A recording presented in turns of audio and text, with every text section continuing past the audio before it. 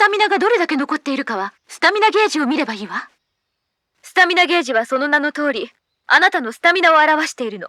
スタミナが消耗するとライフの自然回復速度も遅くなるし、手ぶれも大きくなるわ。O2 ゲージ、グリップゲージも短くなる。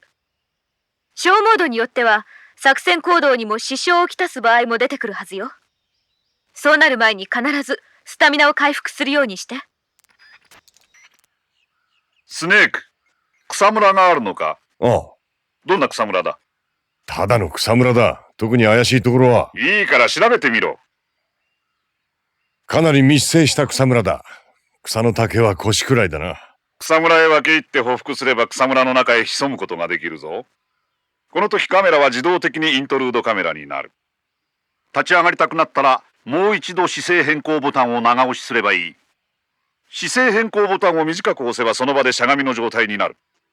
草むらに隠れつつ様子を伺いたい場合はこちらの方がいいだろう。わかったか？ああ。だが。なんだ？そのために？何？それを言うためにわざわざ調べさせたのか？そうだ。重要な情報だろ？そうだな。続けていいか？ああ。草むらに潜んでいても音を立てれば敵に居場所を悟られてしまう。敵が近くにいる場合は移動スティックの倒し方を少しにしてゆっくり移動するようにするんだ。そうすれば音を立てずに移動できるぞ。視界の効かないジャングルでは不意の遭遇戦が多くなるわ。自然、近接戦闘の重要度も増すことになる。CQC を使う場面も多くなるだろうな。その通りよ。近接戦闘では銃の発砲が常に状況への最適な対応とは限らないわ。それはあくまでも手段の一つに過ぎない。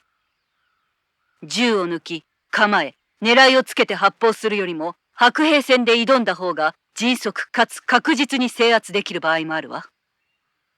そもそも今回の作戦のような潜入任務では安易に発砲して自分の存在を知られるわけにはいかない。わかってる。そうした状況へ対応するためにあんた CQC を作った。あなたとね。状況を瞬時に判断してエイムボタンで構えてから攻撃ボタンを押す武器を使った攻撃と CQC ボタンだけを押す CQC を使い分けるのよ。CQC ボタンを1回押すとパンチを放つわ。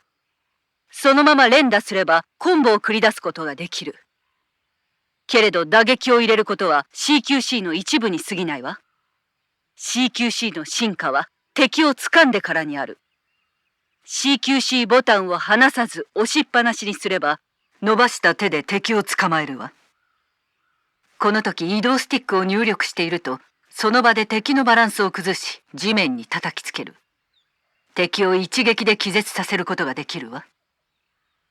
移動スティックを入力していなければそのまま敵の体をコントロールしながら背後に回り込み喉元にナイフを突きつける。背後から捕まえてナイフを突きつければ敵をほぼ完全に無力化できるわ。この状態からは様々なアクションへの移行が可能よ。そのままアクションボタンを押せばナイフで敵の喉元をかき切ることができる。移動スティックを入力しながら CQC ボタンを押せば敵を地面へ叩きつけるわ。CQC ボタンを連打すれば敵の首を絞めることもできる。気絶させることもできるし、締め続ければ殺すことも可能よ。そのまま CQC ボタンを押しっぱなしにすれば、敵を捕まえたまま移動することもできる。エイムボタンを押せば、装備している武器を他の敵へ向けることもできるわよ。仲間を盾に取られれば、敵も攻撃をためらうわ。尋問ボタンを押せば、ナイフを突きつけて敵を尋問することもできる。意外な情報も手に入るかもしれないわね。ただし、敵を捕まえて無力化したとしても、隙を見せれば反撃されるわよ。注意しなさい。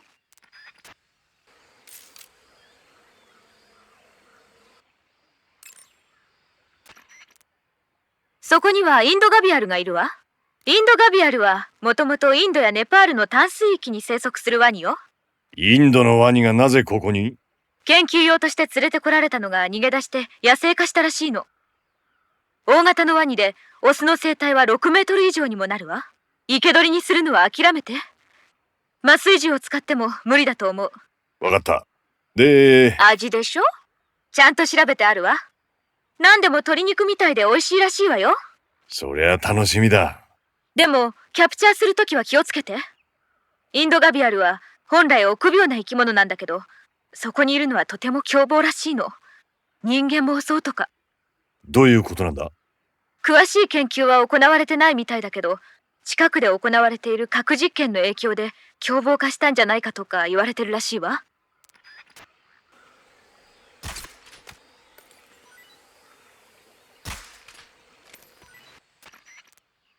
カササギをキャプチャーしたのね。カササギはカラス科の鳥。紺色と白の美しい体に長い尾が特徴よ。好んで食べるのは昆虫だけど、小魚や木の実とか果実も食べるそうよ。雑食性。つまり、何でも食べる。そう。あなたと同じね。そうか。で、味はどうなんだ？やっぱりそれ聞くのね。もちろんだ。で、食用って話は聞いたことないけど、多分食べられるんじゃないかしら。そうか。バルトスズメバチの巣をキャプチャーしたのね。バルトスズメバチはその地方でのみ見られるスズメバチの一種よ。他のスズメバチと違い、巣の中に蜂蜜を蓄えることが知られているわ。巣の中のものはさなぎ、成虫、幼虫、すべて食べられるわよ。特に蜂蜜は味が良くて栄養価も高いわ。消化吸収も良くて疲労時には競争剤にもなる。サバイバル用の食料としては最高ね。それに蜂蜜はやけどの薬にもなるのよ。やけどに塗ると皮膚を保護する膜を作ることができるの。蜂の巣を落とすとやけど用の軟膏も一緒に出るから忘れずに取るようにして。ただし蜂は当然巣を守ろうとするわよ。蜂の巣を落としたら中から蜂の大群が飛び出してくるから注意して。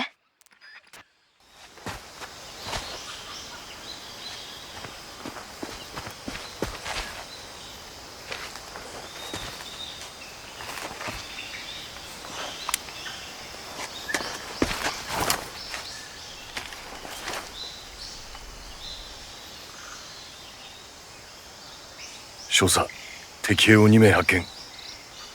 おそらくソコロフを見張っている KGB の兵士だ。 AK-47 にグレネードか。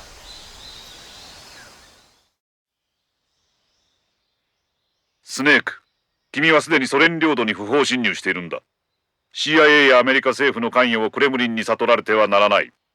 敵との接触は禁じる。戦闘も避けろ。隠密行動だ。いいな。少佐の言う通り、本作戦はジャングルでの隠密潜入が基本になる。作戦の成否はカムフラージュにかかってくるわ。まずサバイバルビュアーのカムフラージュを使って迷彩を選びなさい。ユニフォームで野戦服、フェイスでフェイスペイントが変えられる。その場所に溶け込むような迷彩を選べば高い偽装効果が得られるわ。森の中では動くものが目立つということも忘れないで。迂闊に立って走ればすぐに気配を察知されてしまうわ。その場で匍匐していれば見つからずにやり過ごすこともできるはず。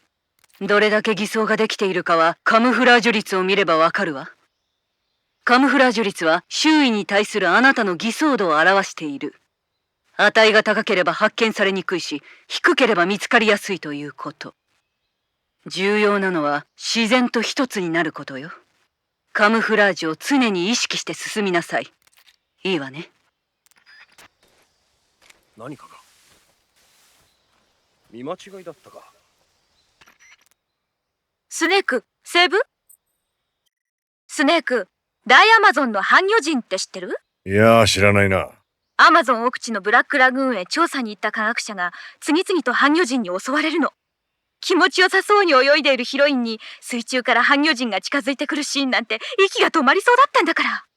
まあ確かにそれは外宇宙からやってきたの方がナチュラルビジョンの迫力は出ていたと思うけど。外宇宙からやってきたのは君のことだな。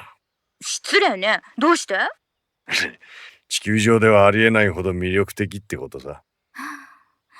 じゃあ要点だけ言うわね、スネーク。水中を泳ぐときは周囲に気をつけてよ。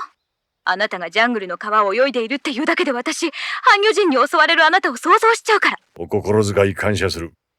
るのは半魚人だけじゃないのよ。本当に気をつけてね。わかった。それから、あなたも泳いでいる美女を襲わないようにね。俺は半魚人か？お返しよ。